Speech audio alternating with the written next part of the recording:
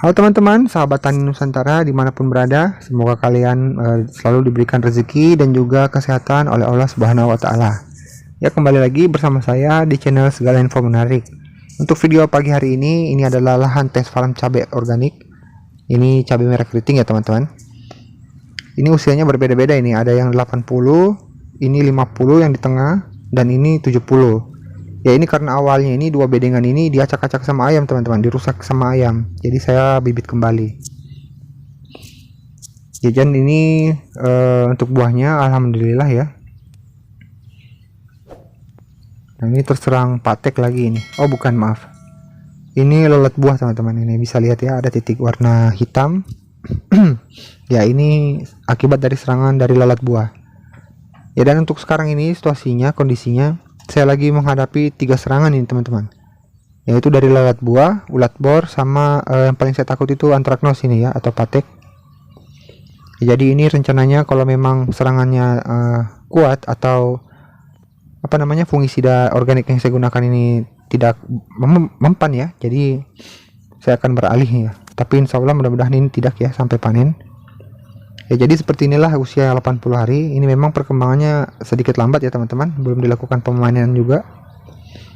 Nah, ini yang saya gantung ini Karobarus ya, ini kita lihat. Dan ini juga saya menggunakan pola potong pucuk ya teman-teman, jadi makanya cabangnya ini banyak sekali ya. Jadi buahnya seperti ini banyak memang, cuman kekurangannya untuk saat ini berada di unsur fosfatnya teman-teman. Ini bisa dilihat.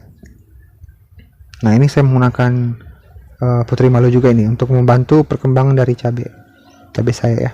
Nah, ini yang miring ini teman-teman, gara-gara tidak kuat menahan beban buah, ini buat buah, soalnya batangnya ini kecil sekali. Nah, ini karena kekurangan unsur fosfatnya, jadi batangnya seperti ini ya. Jadi POC yang saya buat itu kan ppm nya adalah 6000 teman-teman. Jadi sudah saya buat 6000, kemudian saya kocorkan atau aplikasikan menggunakan kepekatan 1:5. Bahkan saya tes terakhir sampai 1:3, itu ternyata belum ada perubahannya teman-teman, masih saja defisiensi, batangnya masih kurus ya. Jadi memang ya untuk dosisnya ini memang saya salah, salahnya itu waktu awal pembuatannya ya. Jadi untuk teman-teman kalau ingin membuat POC, khususnya itu untuk menggunakan unsur fosfat dan juga kalium, itu bagusnya teman-teman gunakan untuk ppm di atas 8000 atau minimal 8000 lah. Tapi lebih naik lagi 8000 ke atas lagi itu sebenarnya lebih bagus ya. Jadi ini yang saya gunakan adalah ppm 6000, jadinya seperti ini. Ini pekatannya ini 1:3, masih seperti ini. Nah, makanya dari awal itu tidak saya lanjut videonya karena takutnya nanti akan salah dosis ya. Namun kalau setelah seperti ini kan bisa kita lihat ya perkembangannya, bisa kita ambil juga kesimpulannya, dan juga bisa kita belajar bersama ya teman-teman. Dan ini sama juga defisiensinya dengan unsur kaliumnya ya. Unsur kaliumnya ini sama ppm nya dengan fosfat, jadi mesti yang berikutnya ini mesti 8000 ke atas. Ini bisa dilihat juga buahnya ini memang banyak, cuman kurus ya, kecil. Ini karena kaliumnya juga memang kurang kuat ini untuk POC nya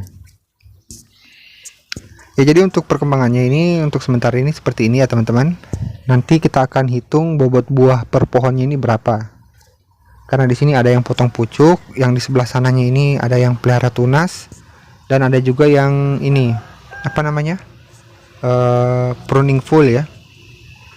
Jadi nanti kita akan hitung satu-satu buahnya, buah keseluruhan, mana yang pruning, mana yang potong pucuk, mana yang pelihara tunas ya.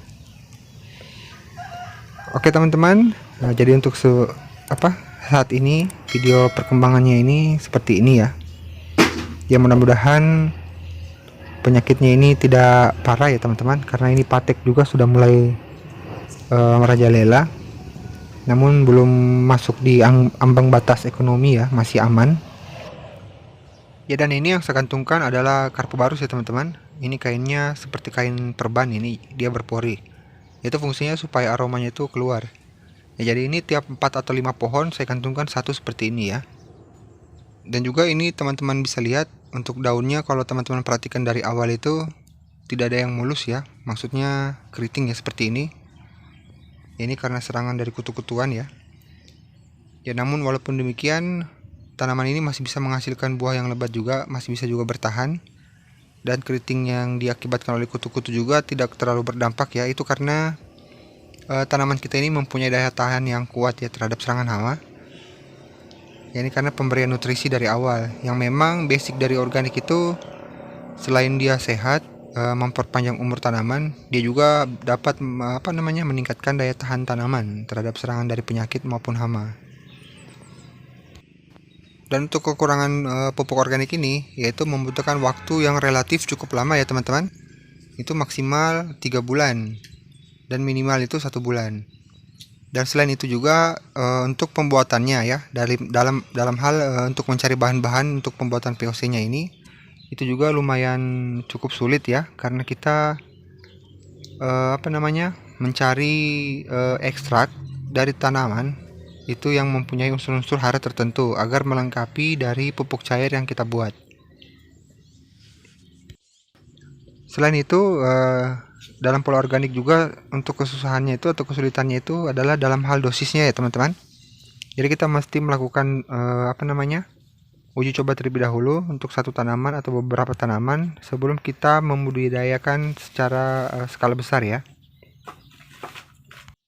Dan untuk yang berikutnya ya, yaitu kesulitan dalam hal racikan dari fungisida dan juga pestisidanya. Nah di sini untuk racikan pestisida sendiri ini sudah berulang kali saya gonta-ganti ya, sehingga mendapatkan racikan yang pas. Itu bisa membunuh ya, alhamdulillah ulat itu bisa mati ya. Dan itu bisa teman-teman lihat juga di video saya sebelumnya, itu sudah ada. Nah untuk fungisidanya ini juga saya masih belum pasti ya, masih saya belum berani share. Nah ini ada yang retak nih teman-teman, belum berani saya share ya, karena ini untuk sementara patek memang sudah ada ya, sudah masuk, namun belum ada serangan yang hebat. Nanti saya lihat bagaimana perkembangan dari fungisida yang saya buat, apakah bisa dia menekan perkembangan dari busuk buah ini atau patek. Jika memang bisa, berarti alhamdulillah racikannya sudah bagus ya. Nanti akan saya share kepada teman-teman juga. Ya dan ini untuk yang di bagian belakang ini rata-rata banyak sulamannya ini dari awal. Jadi pertumbuhannya masih kecil ini, tidak sama kayak sebelumnya ya. Ya jadi keuntungan lainnya selain meningkatkan daya tahan tanaman, juga memperpanjang umur tanaman, kita juga bisa mengirit biaya ya, biaya modal untuk budidaya, dan juga dapat menghindari ini penyakit tular tanah, yaitu penyakit jamur fusarium ya, layu fusarium dan lain-lain. Dan yang pastinya bobot dari kualitas dari buah kita itu lebih bagus, lebih sehat ya, karena kita melakukan dengan cara full organik yang alami. Jadi kalau dibandingkan dengan kekurangannya, ini kita masih untung ya teman-teman, masih menang di kelebihannya. Ya dan juga rencananya nanti ini akan saya buat satu video khusus ya teman-teman, tentang apa saja jenis POC yang saya gunakan dan juga dosisnya ya, mulai dari awal tanam minimal sampai panen kedua lah ya. Ya dan juga di lahan saya ini saya akan melakukan perbandingan antara yang full organik sama yang semi organik. Ya jadi nanti kita lihat bersama seperti apa perbedaannya. Ya jadi untuk yang belum subscribe, silahkan ditekan tombol subscribe-nya agar tidak ketinggalan video-video terupdate dari saya. Karena tanpa subscribe dari kalian, maka channel saya ini tidak akan berkembang. Ya di sini saya akan lebih ke eksperimen ya. Jadi nanti teman-teman yang memilih mana yang terbaik menurut teman-teman. Ya baiklah, sekian video dari saya, kita berjumpa di video selanjutnya.